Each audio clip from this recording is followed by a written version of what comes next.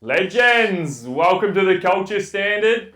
Well, we're bringing you the best ideas from the best books, podcasts, and people, and breaking them down into practical takeaway messages. So, yeah, we're up to episode 5 now. Far out, episode 5. Chrissy, I'm here with my co-host, Chrissy Andres.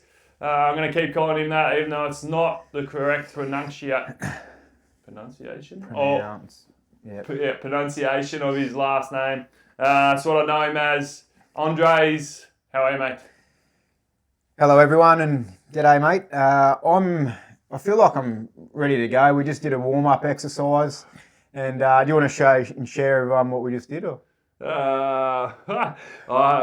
We did film it. I hope it doesn't come out. I don't know if you see my eyes right now. It looks like I've been bawling my eyes out. It's trying to hit a note when we're trying to do it together and listening to each other. Far out. I listened to how bad you were, and it made me realise, I know I'm not good, but made me realise that understatement.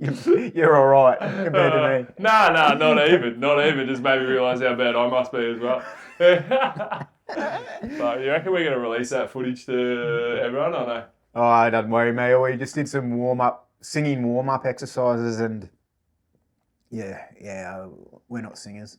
Well, speak for yourself. I've started doing singing lessons of late. So over the last couple of months, been doing some singing lessons. I am the worst singer ever, but I don't know. I thought I'd give it a crack. You're probably the second worst now. Yeah. After seeing that. True. I honestly thought you were taking the piss. You reckon you were? Well, of course I was trying. Well, maybe don't try because you'll go a bit better when you weren't. Oh, far out. That's funny. That's good, mate. Yeah, good. Yeah, Man's Search for Meaning it's a book by Viktor Frankl. Yep. You put me onto this one not long ago, actually. So I read the book, and did you audiobook it? Yeah, I read it back in the day, a number of years ago now. It was probably like 6-7 years ago I read the book, and then recently I listened to the audiobook. Yeah, I stuffed up an audiobooked it, actually. I did. Yeah. Audiobooked this one, and it was a good audiobook to listen to. I think the first half of the book's awesome, and I got the most out of the first half. So I reckon listening to the audio was probably ideal for this one, I reckon, because if I had read it, I probably would have maybe lost interest throughout the last part of the book. Reading it, I reckon, because my mind wouldn't have understood it properly, I don't think, but the audiobook was good. Yeah. The book's based around Viktor Frankl, who went to holocaust, prisoner of war camps, is it? Or I've got a mental blank there. Auschwitz and concentration camps. And it follows his journey through that, obviously tough times, and how he's come through it with, what seems like a good attitude, positive outlook on life still, despite being through absolute shit, mate. But before we get into the book, I just want to... We had Riley Batt on here, and we talked about going skydiving. I'm going to follow him up right now. We've had a fair few comments. I'm going to try and give him a call live on our potty here. And he doesn't know I'm calling him, so hopefully he answers. Riles, how are you, brother? Just watching fucking Denver playing shit. I got you on speaker here. You're live on our podcast, bro.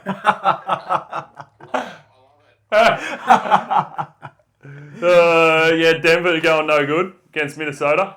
No good, mate. No good at all. It's all right. They'll come back. Yeah. What are you boys up to?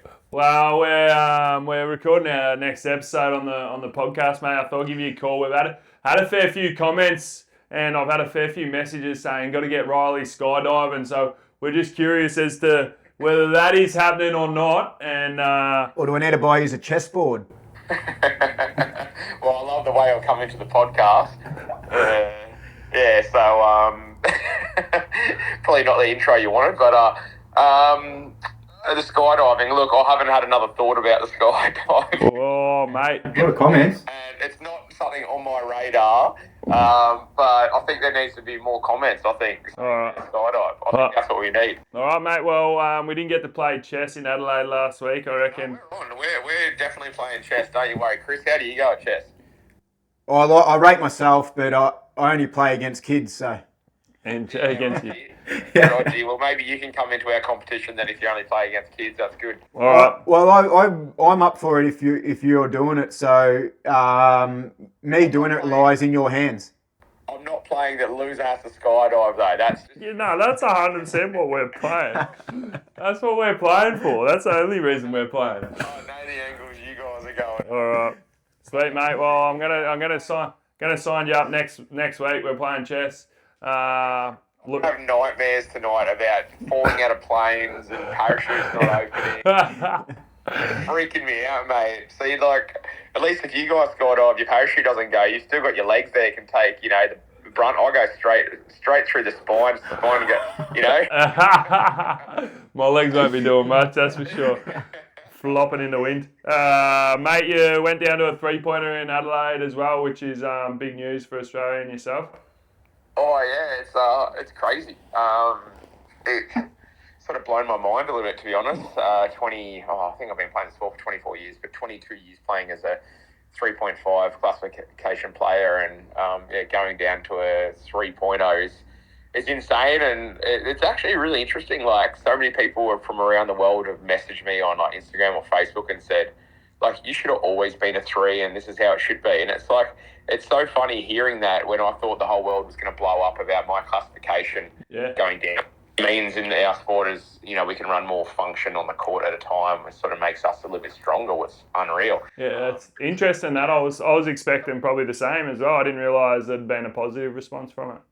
Yeah, so many people saying, this is how it always should have been. And, some people are a little bit bitter or something about it, but that's what's going to happen. But they don't know how much function I've lost in my elbows and shoulders from surgeries and, so much use over time. And I have lost a lot, so that's why. Yeah. But anyway, I'm happy, Bo. Get to be on the court a bit more with you, mate. Yeah, you beauty, mate. Sign us up. So, no worries, mate. I'll let you go. But, we're playing chess next week. Losers definitely skydiving. I'm skydiving either way, so. I'm going to jump on YouTube now and figure out who's the best chess player. How to win in 3 moves.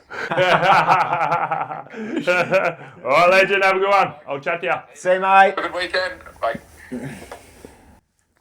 All right, there it is, Riley. Yeah, we were in Adelaide last week for World Cup Challenge, wheelchair rugby. We played absolutely terribly in one game, and then the rest of the games we absolutely dominated. So it meant, though, that one game that we missed out on the gold medal match, unfortunately. And that's the way sport goes, though. And Riley's gone down to a 3-pointer at the end of the comp, which means they reassessed his function and what he's got, and he's gone from a 3.5 down to a 3, which, I think in the past he should have been a 3 as is, but they couldn't really change him down to a 3 because he's already the best player in the world at a 3.5 level. It's means good things for Australia. It means a lot of different combinations we can run, and leading into a world champs in Brazil this year.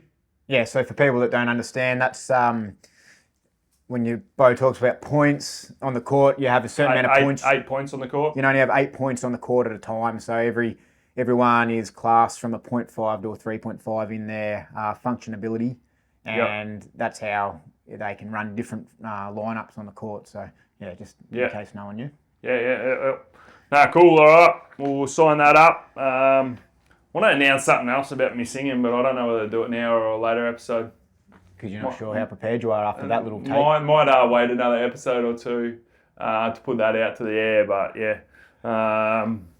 might be something in the pipelines around Australian Idol, around singing, and signing me up for it. So anyway, all right, back to the book. Man's Search for Meaning. Hang on, before we do that, I just need this other stat that I got wrong. Someone texted you during the week regarding my little stat I put out about being born. Yeah, I got a few messages about that. So I put my stat out. I did some numbers based off how many sperms you would ejaculate. Okay. For one. How many sperm you ejaculate? So it's about 300 million on average. And the chances of winning Powerball was 1 in 134 million on average. So that's where I got the 2 to 1. Yep. Where we've had some other numbers come in. If you put all the other numbers together for being born, you got all the males, and then you got problems happening after conception and all that. Wow. The numbers are crazy. So What were they? 1 in 400 trillion to being born, where it's 1 in 134 million to win Powerball. So you're 3 million times more likely to be born, to win Powerball than be born. Wealth of knowledge, mate. I'm going to be bringing this up Now, at dinner no, table with the kids and... I don't know, but I think that's crazy numbers. And you go buy a Tasmania ticket then. Let me tell you. So trillion, I don't think you understand how big the number trillion is. No. If I paid $1 million every second, how many years would it take to pay that 400 trillion? 1 million every second? Every second. How many years do you reckon it would take? Well, didn't take Elon Musk maybe that long, but I don't know. How much? How long? 12 and a half years. 12 and a half years. Far out. Big number. That's huge. Stats man. Anyway, Jeez, well, that blows me away. I reckon my brother should buy a Taslotto ticket. He's not very well liked down at the Phillip Island Footy Club because he has won the meat tray every week. Yeah, every week. And the first week this year he goes down, he wins it. Not even playing this year, and he went down, he won it. And it's not like he's forking out a heap of money. He probably buys one ticket each time as well. Tight ass. Good on him. Just joking, Zach. Love ya. All right, back to the book, Man's Search for Meaning. And Viktor Frankl, in the 40s, prisoner of war camps, and his experiences there gives great perspective on life. But the first key message I want to get into that is one of the major quotes of the book, and I'm going to read this one. And it's around we have the choice to choose our attitude. We can choose our attitude in any situation. So the quote is, everything can be taken from a man, I'm going to say person, everything can be taken from a person, but one thing, the last of the human freedoms, to choose one's attitude in any given set of circumstances, to choose one's own way. So on that, he's just saying that no matter what the circumstances are, you get the opportunity to choose the way you respond to it and act on it. No matter the situation. It's such a big one. It's one of the key messages in keynote presentations I do. Chrissy. Yeah, that one hits me hard. I've read a lot about the Holocaust in the past, and to know, reading the book or listening to him speak and about how generous and kind he was through that process of what was going on, it just makes you said perspective before. It just puts a lot into perspective in terms of getting caught up in my life and everyday life and decisions I make based around how I am treated or perceived that someone's treating me. That dictates how I respond to them or react to them. And I feel like listening to that just makes me realise that I shouldn't be allowing anyone or any circumstance like that change my state or change how I'm reacting. Yeah. So you're saying, like, for example, someone's attitude, then quite often how do we allow other people? I do it all the time. I'm just saying, how can we allow other people's attitudes or how they treat us feel a certain way? You mentioned earlier, we were just chatting, and you said you're on the phone to someone, and they're being a bit...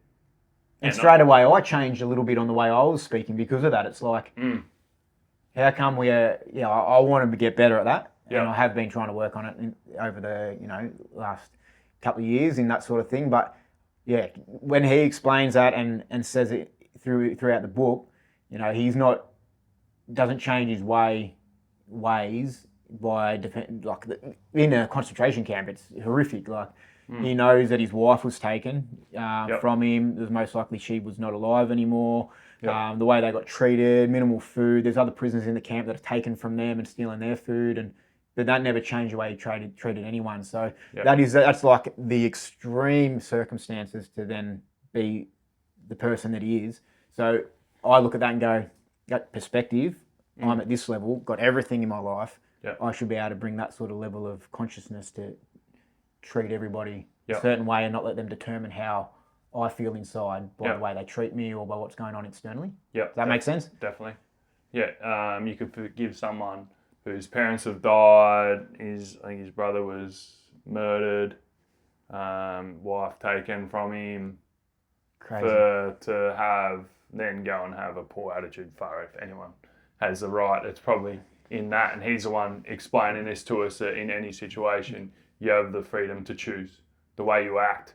And I'm big on this. I'm very big on this. It's actually the model that I'm going to explain to us now. And if you're watching this, I'll put a photo up of it on the screen.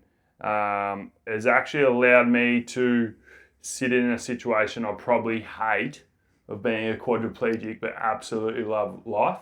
And it's around choice, around our attitude. Like, so many things we don't have control over, but we do have control over our attitude towards every situation in our life. So I call it the helpful mindset. And I deliberately call helpful mindset instead of positive, because in a situation that can be challenging, if everyone's, just be positive, like, fuck, everything's not rosy all the time, you know what I mean? Like, not everything's rosy, but in every situation we can do, say, what can I do right now is going to help me and the people around me.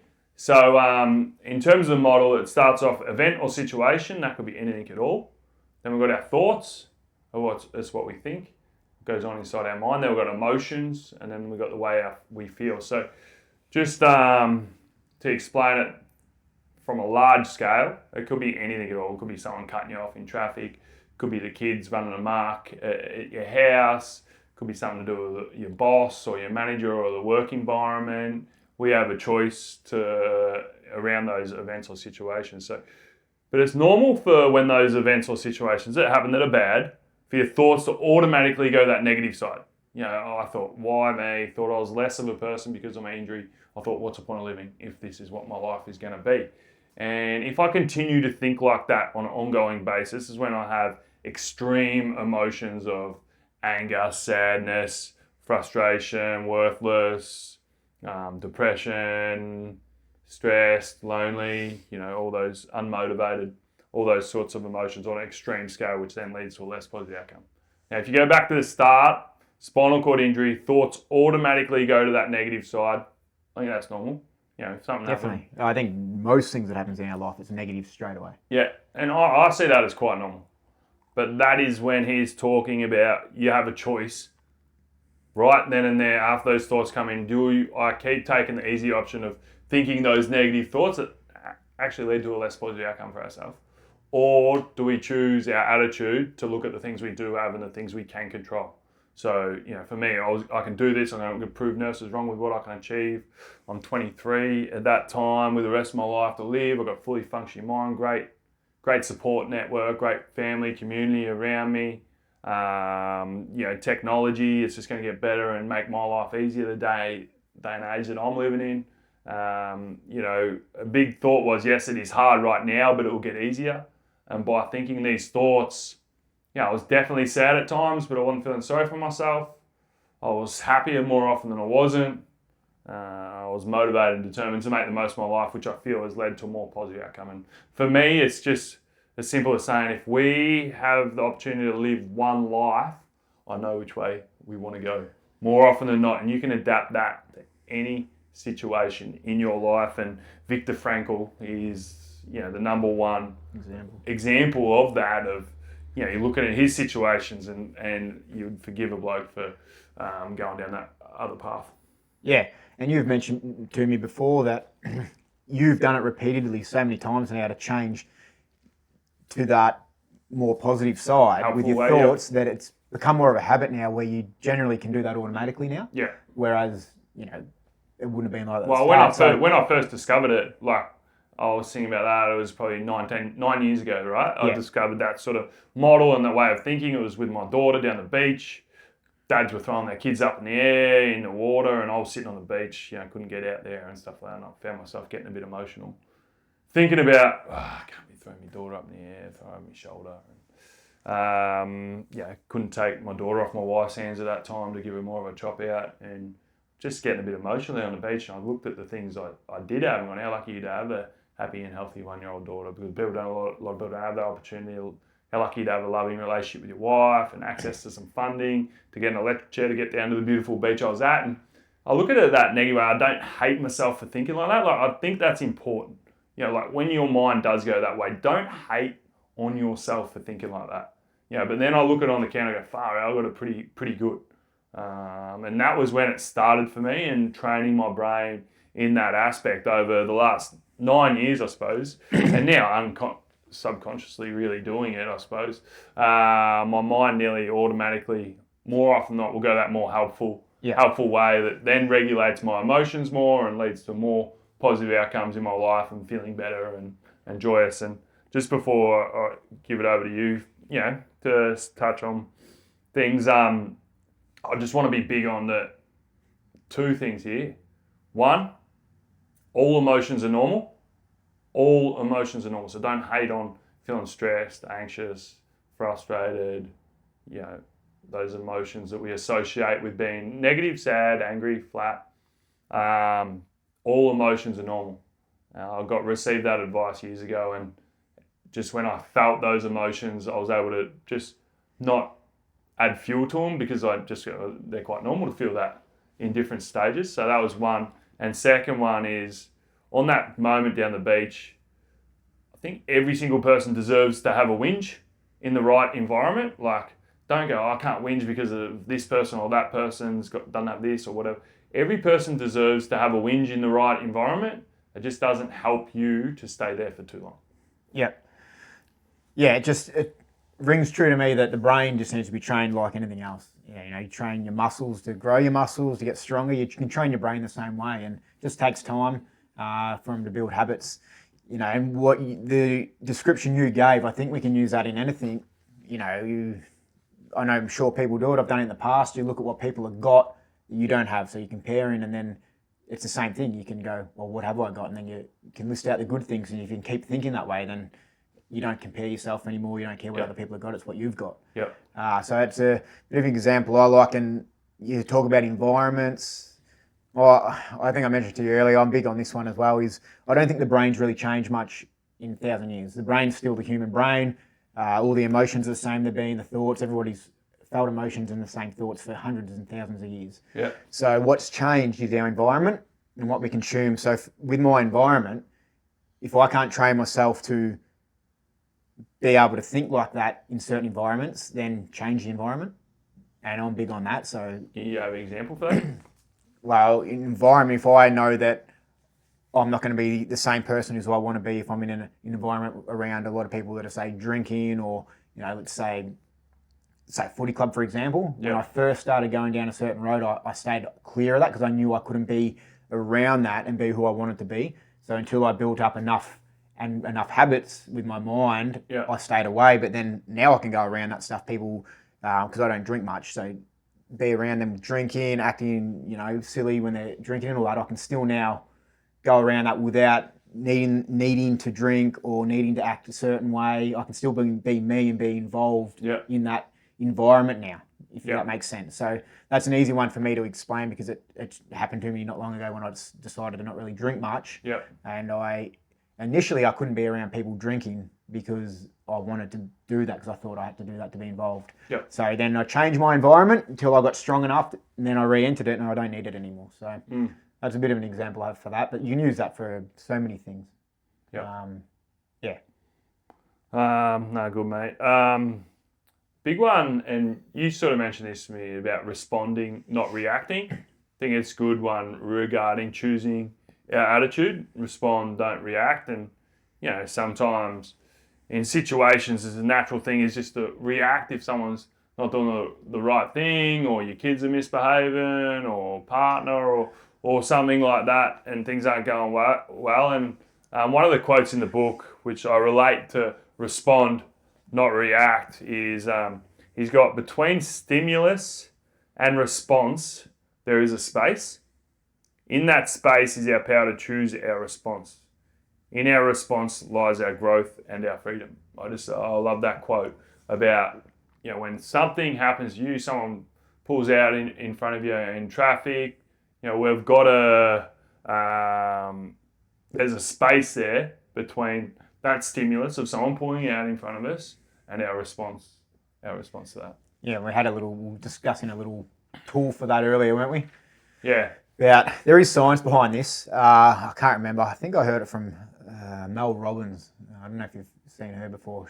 She spoke on this, but it is Tony Robbins' relation? No, it's not. No, someone else. But it is counting backwards from 5 before you respond or react. Yeah. So if you're feeling that built up and you're about to do something or say something, stop.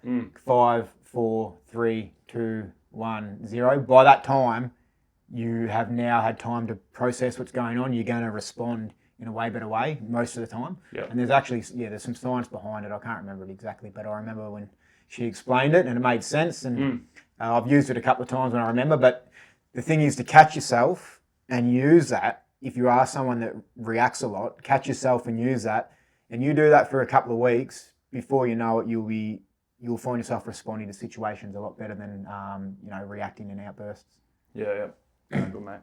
Something that I love in the book is around kindness as well. Like, people are going through the crappiest of times, and then some people it changed their behaviour towards other people and made them worse people, and other people still were able to choose kindness in those tough times. And we've just finished a month, a kindness month, where we're trying to do something every day, being kind to people, and it just really, I loved it. I loved the feeling I got from that kindness month. And in the book, it might have been as simple as giving someone a bit of their bread that was really struggling, and far out, that could potentially mean death for that person that's giving up some of their bread because they're getting no food themselves. But giving in that situation, and it might be just going up and supporting someone that was going through a tough time and stuff like that through the camps as well. Yeah, another great perspective, to think about it that way. Like, it's life and death sometimes with the bread. Yeah, they're giving up their food. It's been life and death. They didn't know when they were getting fed again. So I think that's awesome to be able to do that. That's like pure kindness, I think. I think that's pure kindness when you're pretty much life's on the line, could be on the line for doing something good for someone else. And there's a story that he tells in there in the book that when he had a chance to escape with someone else and get away, and it was all set up one night and he was about to leave, and he turned around, he didn't go. He said, "No, I can't do it. I've got to help other people here. I'm not doing this." Yeah. And to me, I would have left. I don't think I would have stayed through that sort of environment. Yeah. I definitely would have left. I can say that openly. And this guy stayed because he wanted to make sure he could try and help others that were still in the concentration camps, which is, that's the person he became through hell pretty much. Like, that is living hell pretty much, what he went through, and he was still able to find that kindness inside him and what thought about other people. Yeah. All right, mate. The kindness for the month. Do you done a few things or what? Just been saying you haven't been, I reckon. Nah. I was better at the start of the month. It got hard. I feel like how many times, like, I don't know what things. I found it hard to keep finding different things to do. Yeah. And just in kindness in general, like, I'd smile and say hello to someone, and like. You do that every time you walk past someone. I try and make eye contact and smile, be kind to them, and up for a chat with anyone. That's all the basic stuff you do. But a few of the other things, I didn't want to keep just repeating the same thing over and over. I was waiting to see someone with a flat tire on the side of the road, so I could go change their tire for them or something. But I see that regularly before this kindness month, but I didn't see it during kindness month, unfortunately. So I'm going to make an effort to do that next time I do see it. But how many things do you do? I think I mentioned I did, paying it forward at coffee shops and stuff like that, which was pretty awesome, seeing people come through and getting their next meal or whatever it was for nothing, and they were like pretty happy about it, which was, it's awesome to see. It gives you, without them knowing it was me, like me just still seeing that and seeing how excited they were, it was still an uplift. Yeah. It's what'd you do? A big one for me was just every day trying to get around people that I saw, like what you mentioned earlier, just like, how you going? Like, with a smile on my face, and like just trying to bring joy to people in those small moments. Off the top of my head, I wrote some letters to some people. I reached out to some people, a couple of people that I knew that were struggling as well.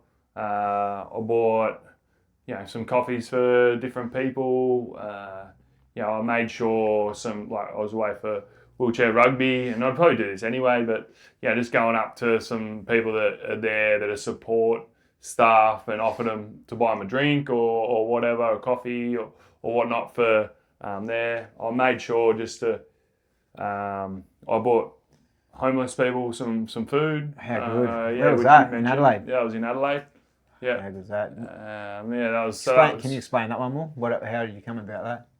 I just saw a few homeless people on the streets, and yeah, I just thought, Did you speak to them about anything? Yeah, I spoke to them a little bit, but yeah, I sort of didn't want to intrude their space either. Yeah, so anyway, that was good. And big one is that I want to do in my life, ongoing, is that if I see something good, let that person know.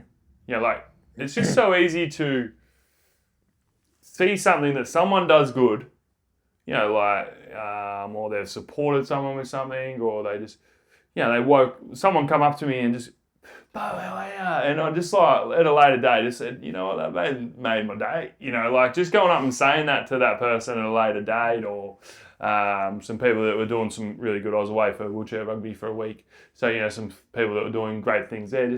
Just acknowledging it, because there's so often in our life we see good things done around us, and it's just a norm. Like at work, someone does something good, it's like, oh, well, they should do that. But just sending a simple email or a message saying, oh, I really appreciate the effort you put in there, meant a lot to us and the team or whatever.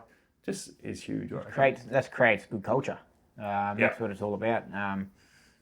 There's I noticed a couple of things that someone told me the other day, and it was just culture based as well. It's like those little things you do, and you even said those little things you keep doing that build up.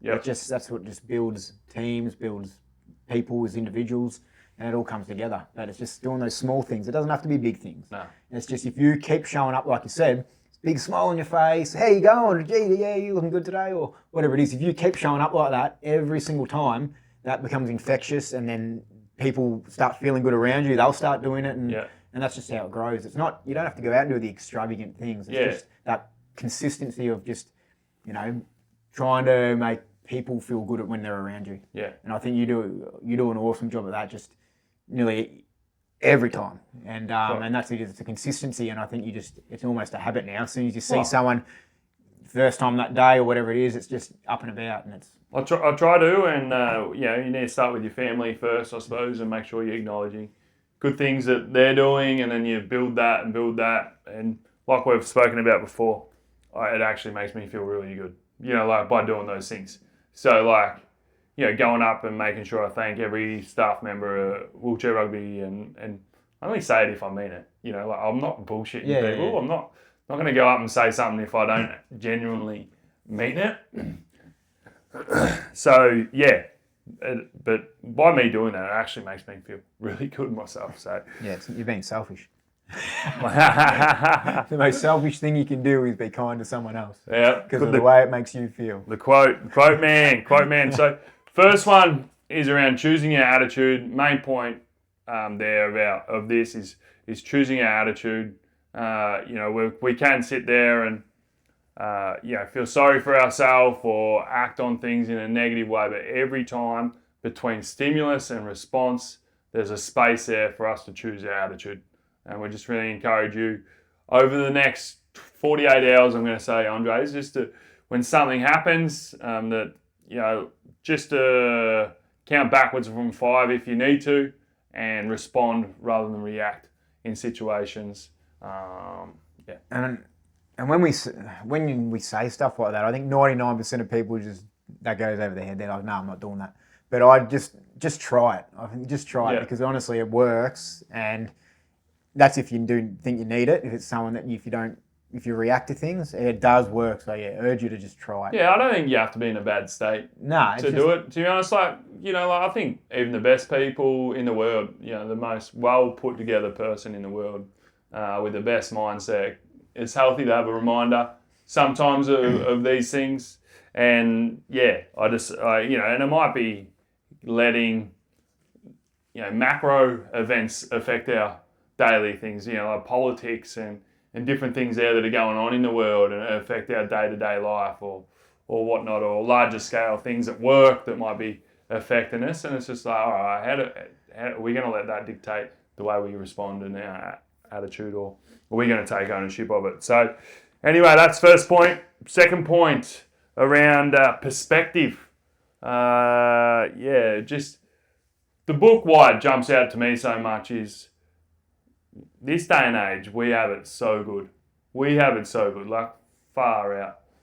Our problems today, for me anyway, are nowhere near what they were back then. And just getting perspective on life, I feel like reading this book gives me great perspective, like of losing multiple family members, all because they're Jewish. That is the one reason. Like, it's because of they're Jewish. Like, far out. That's hard to come to terms with. It's hard to even understand that or picture that, or because we've just had it so good. And yeah, I agree. I can't.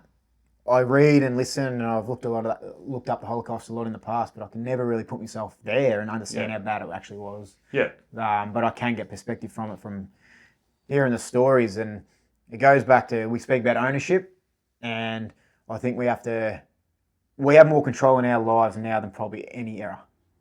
So I think we need to own that and actually understand that and take the ownership to control our lives and not get so use that perspective of the past and learn from it. So, I don't know if that makes sense, but I think, we need to take more ownership. We have control of our lives better than any time in history.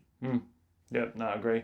And it's like, I even relate back to, it's hard to relate because you're not living them, but the Great Depression and different things like that, and food, and now I get emails off companies going, we understand people are doing it tough right now because of the cost of living and stuff like that. And no doubt some people are doing it tough, but we're doing it tough compared to this day and age, potentially, rather than, perspective on life of, rationing our meals to feed our families and not knowing where the next cent's coming from, and, wars and different things of, safety, and I don't know.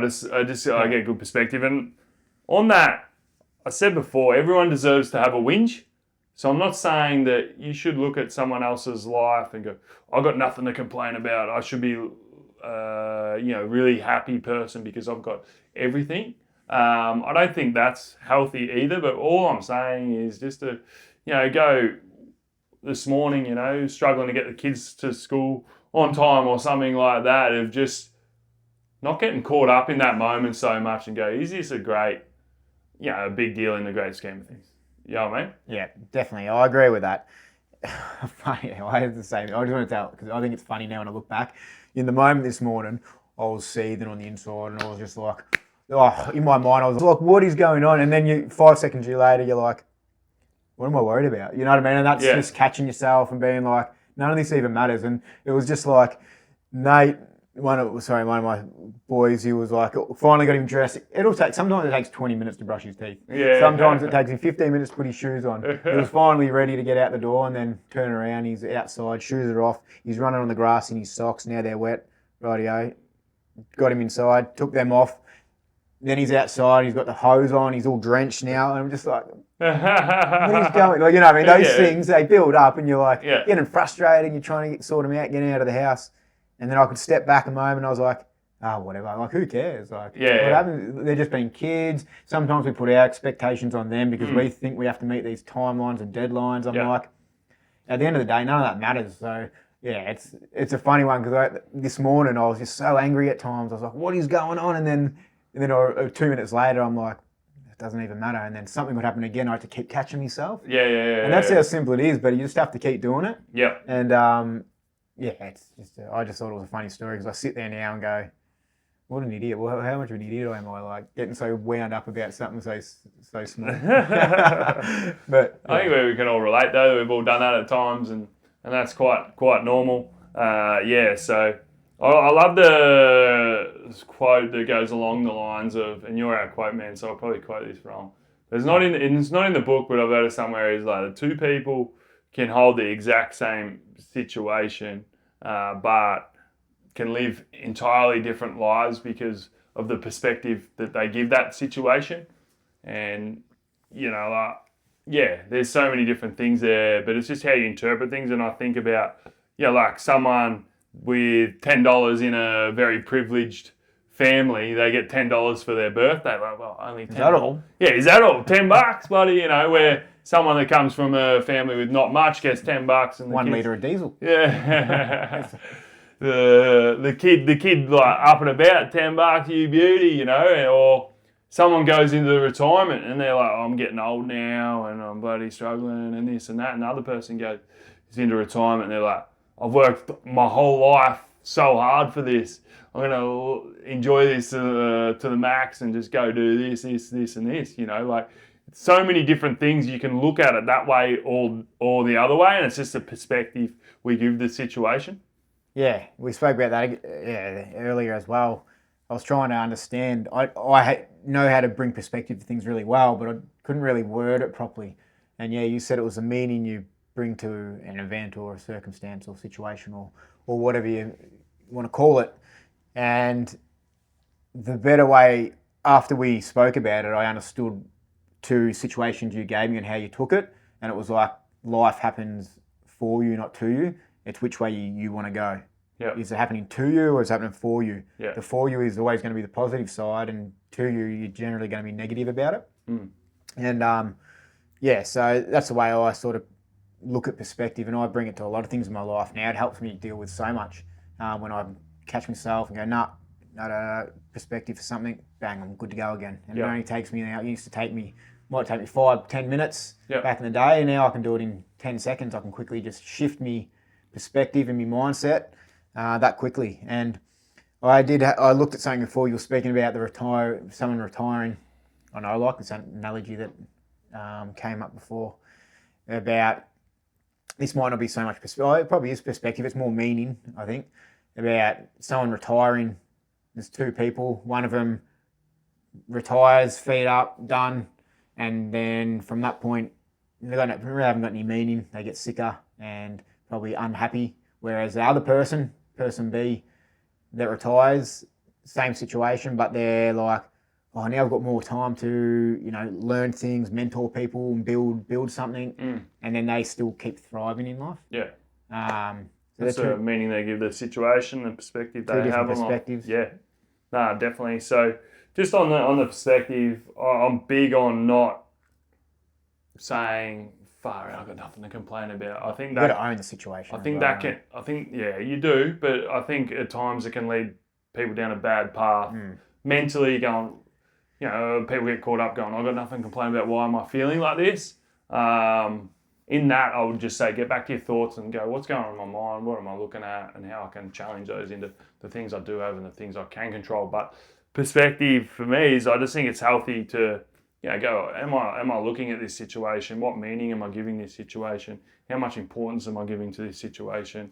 And just, and the book for me just really made me go, all right, these little things in our life, they're not as big a deal as we give them. And that you can control your mind to deal with these different situations. Yeah, and I like to hit the point on, we're not just talking about this for people that are struggling. Like, this is for everybody. So we can use perspective when we're going well to change our perspective for people that may be perceiving as not going as well, and try and lift them up and help them. Yeah, and that comes back to the kindness thing. Yeah, it's about it for everyone, just to help one another and keep growing together. I think that's the point with perspective as well. It's not just change your perspective because you're struggling. Change it for people that are below you or struggling, and try and drag them up with you. Yeah. You can use that. Doesn't matter where you are in life. Perspective is still a great thing to use, whether you're going well or not going well. Yeah, definitely. And I think that's our podcast, the culture standard, isn't just. Sometimes we're talking about deeper, very full-on things, but it's not just for. Podcast isn't meant for people that are just struggling with life. It comes back to Matt McConaughey's speech of his hero in 10 years' time is him. And it's always going to be in 10 years' time. He's just trying to get better and better and better. And these things are just, you might take one thing from this podcast today, if you're going well or you're not, and you can adapt it into your own life to go, yeah, you know, I just want to respond more than I am reacting at the moment. I do want to stop.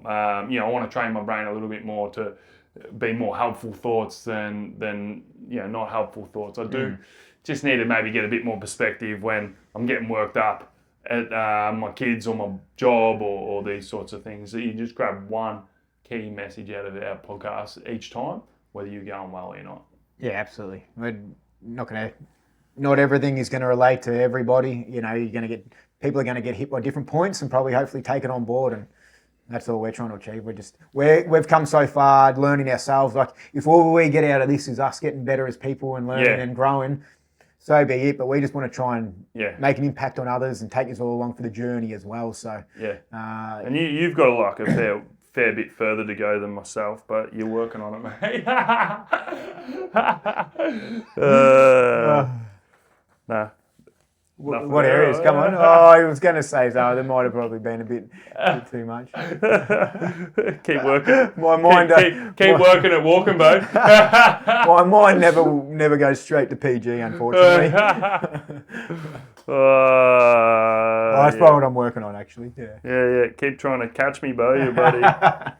Not as fast in your wheelchair, you bloody disabled bloke. Yeah, wasn't along those lines. No, all right. So first point, hammering home. We have the choice to choose our attitude. Let's choose our attitude. Let's train our brain. Let's not let it dictate our life and just run our life. We have a choice there to choose one's attitude in any situation. Second point was around perspective, just getting perspective on life. Going, is this worth getting worked up about? I've had a couple of people during the week messaging group chats. They're distressed people that have messaged in group chats, just silence it. Way over the top messages. Like they're a bit distressed and they've put that out on everyone else. Like, it's not that big a deal. Come on, man. Like, just settle down. I thought you meant if you're getting distressed or annoyed by people in. Yeah. No, and then last point in the book. The book is called Man's Search for Meaning. People search for meaning, whatever. I don't know why they have man, because it's woman. I think it's because about him. Man. It's more about him and his story, so I think it's related to him. Okay, then, But obviously anyone can just want to say that because my daughter will be listening to this podcast. She'll give it to me straight. She'll be saying, what do you say man for? Buddy, what about us women? And I'll just say woman. Woman. Anyway, third point. Book's called Man's Search for Meaning. It's just about finding meaning and purpose in our life. What's your why? And a quote he has is, he or she who has a why to live can bear almost any how. I like that quote. Yeah, it's a good quote. Meaning and purpose. I think, I've gotten a lot better at that. Never lived by meaning and purpose through my 20s. A lot better through my 30s, and I'm a lot better off for it. Yeah. It was more about status, power, and all that sort of stuff as you're growing. Feeding growing up ego. in your 20s, feeding ego. Now you find meaning and purpose in the smaller things. I have such a better understanding of myself, but I also, through that, because I'm not worried about big things now. It doesn't affect me as much. Yeah. I don't know if that makes sense. I can live so much more with so much less. Yeah. I'm not chasing all those big things anymore. Big thing is meaning and purpose and our why shouldn't be the big things. I personally don't think. The biggest change for me, though, is that's exactly that. But now my decisions and what I do for meaning and purpose, it's not about me. It's about others. I feel like when I'm doing stuff for me, I'm in a selfish state. I'm then doing things. You mentioned this before, was it? Doing things for applause. Yeah. So I'm trying to feed my ego once again. Yep. Now I'm doing things for others, and that's the meaning and purpose. It's not about me. I think when you're doing things that are involving other people and it's for other people, you're always going to find that meaning and purpose. Whereas about yourself, I think you're alone. Yeah. That's how I felt. It's easy when you're a parent, I think, to have meaning and purpose. It becomes natural. Because obviously your meaning and purpose is a lot of times for your kids. So I just want to touch on that. I think a lot of young parents struggle with their own well-being because they place too much emphasis, young males also, I would say, too much, and it dates back to, back in the day where the male was the provider, it's not the case now, but a lot of males still feel that their meaning and purpose is to provide for their family. And I read something today, and it was around, it's not so much about providing and doing, giving your kids all these things. It's mainly around what characteristics and character you can build in your kids. So, far out, mate. 10% battery. That was surely. I definitely agree with on the camera. But anyway, go on. I definitely agree with what you're saying with that. I'll probably go back to you saying, I think providing is still a key. I think what the problem is with, especially men providing, is society has made it become that providing you need to have this, this, and this. Yep. Whereas it's not true. Like a house, car. Yeah, where your success is not determined by any of that. Yeah. Do you know what I mean? Providing can be so different. As long as you're getting fed, you got a roof over your head. Providing then becomes teaching your children or showing them through action, building their character. I feel like that's providing. Yeah. I don't think it's making sure that they've got it easy, where they've got this awesome house, they've got everything.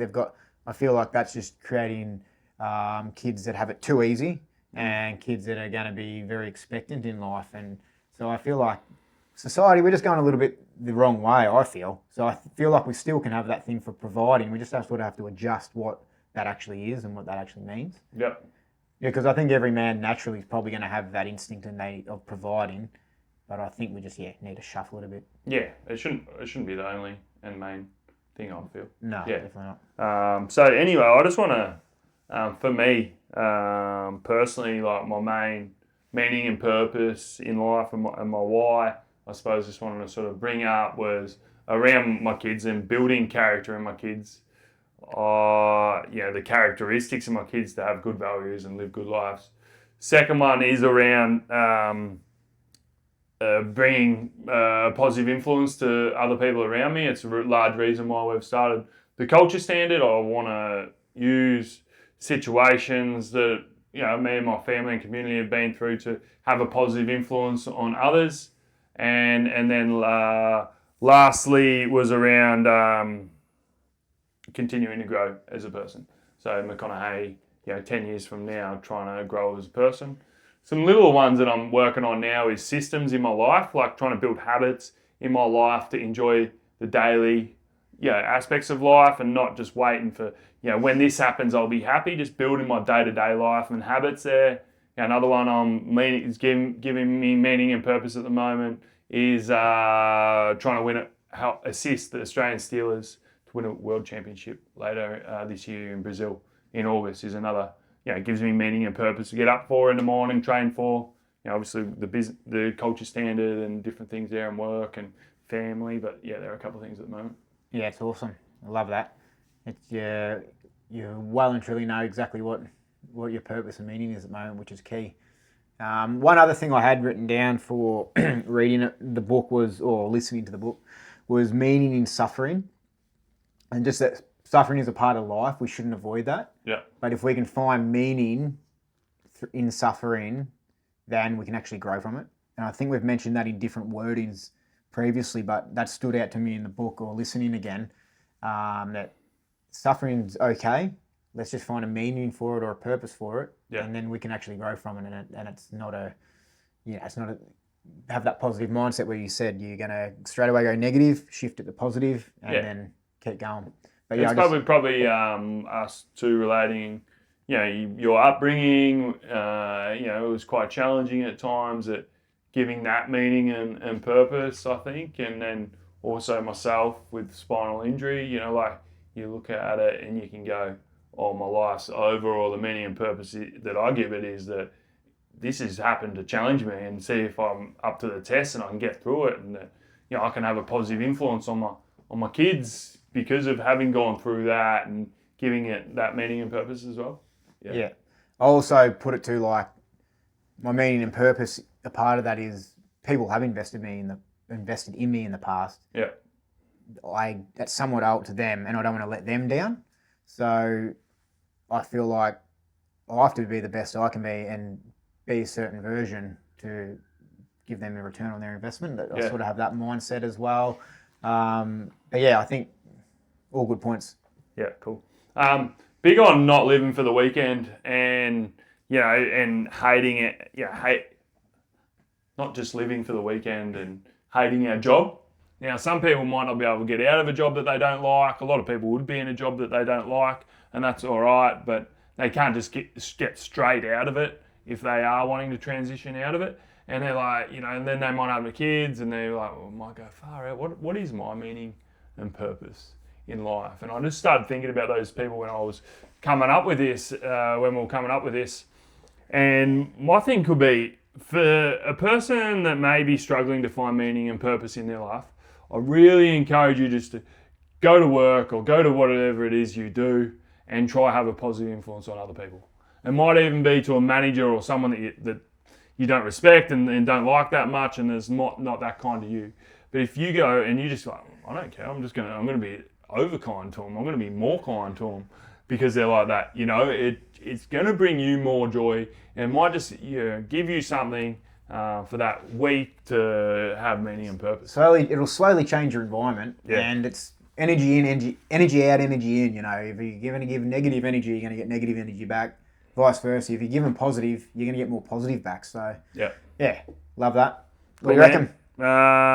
Just want to. Viktor Frankl says meaning comes from three main sources. So I'm reading these here: creating or accomplishing something.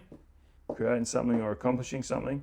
It's experiencing something or loving someone, and the attitude we take towards unavoidable suffering, which you sort of mentioned earlier. Meaning as well. in suffering.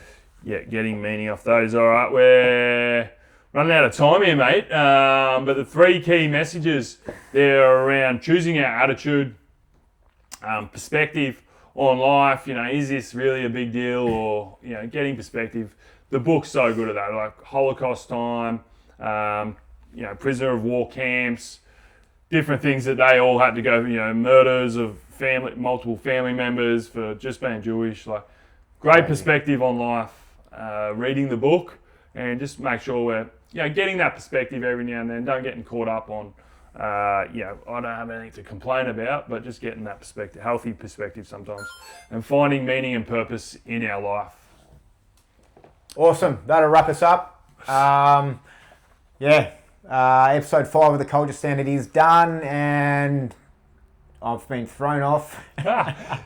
We've just had one of the cameras go dead. Orange light, camera's gone. Don't even know if my mic's working. Your mic's working, I can see that. Anyway, we're going to have a look at that. We're playing around with things at the moment, trying to get them right.